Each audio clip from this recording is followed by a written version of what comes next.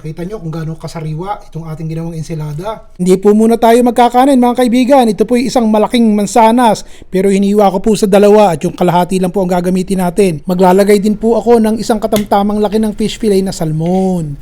Tinanggal ko po yung balat ng salmon at hiniwa ko po ng malalaki para bang mga dalawang subo lamang. Pagkatapos po niyan nilagyan ko ng konting asin at konting paminta. Ang gagawin po natin dyan magpapainit lang po tayo ng kawali at lalagyan natin ng cooking spray at ipiprito natin ng sandali.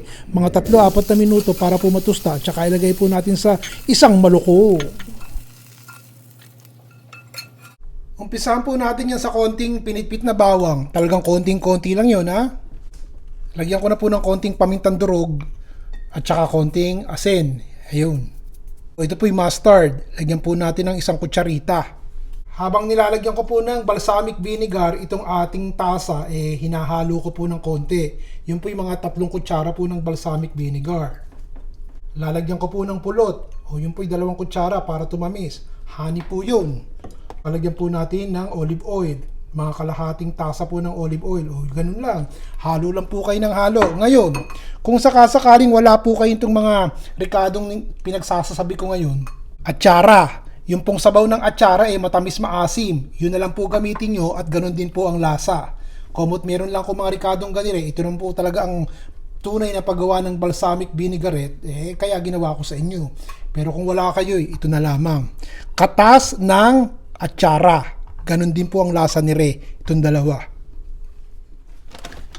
Itong mansanas, kalahati lang po ang ginamit ko. Lalagyan ko po ng cranberry. Ito po'y parang pasas. So kung wala pong dried cranberry sa atin yung pasas na nasa kahon, yun ang isama nyo.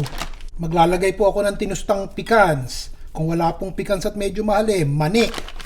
Yung pong mani, pareho pong nuts yun. Nakita nyo to, hinahalo ko lang po siya. Lalagyan ko po ng keso. Ito po'y keso, gatas galing sa kambing, goat cheese. Pero kahit anong keso po, kung ano meron kayo dyan sa inyo, ilagay nyo basta medyo maalat ng kaunti. Yan.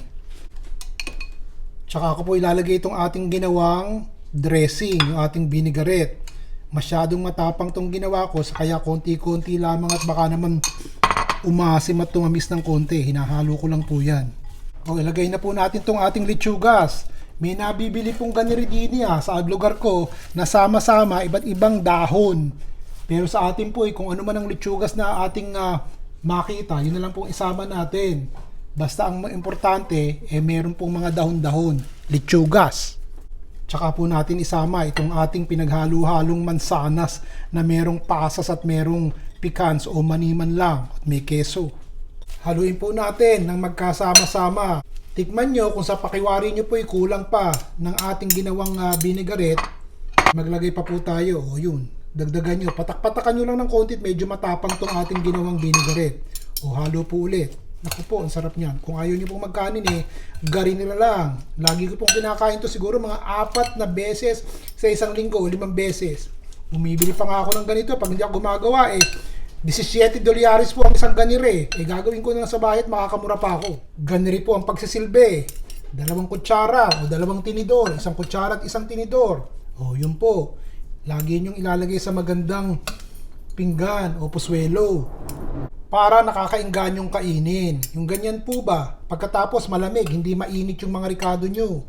Dapat po itong insaladang ginagawa ko ay malamig. Pag hinugasan nyo po yung lechugas nyo, kinakailangan tuyo-tuyo yun bago nyo po ilagay yung ating dressing, yung ating vinaigrette at tutulo po yun. Hindi sasama sa dahon yung vinaigrette na ginawa nyo kung basang-basa ang mga dahon. Hindi po ba? Maganda yan. Yun. Lagay nyo na po yung ating salmon na ipinrito kanina bago nyo po ihain. Ganyan lamang. Kung gusto nyo pong ilagay yung salmon lahat kayo na po ang bahala. Kaya lang masyadong marami yung aking ginawa. So, ilang piraso lang po ang ilalagay ko para magandang tignan. Ganyan.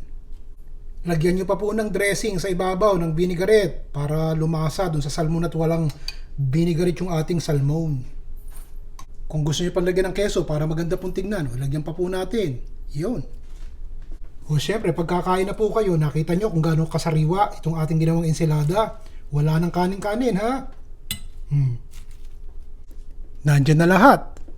Paalala lang po, huwag nyo lagyan ng vinaigrette kung hindi pa kayo kakain at baka malabsak. Ayos po ba mga kaibigan? O hanggang sa susunod, si Ron Bilaro po.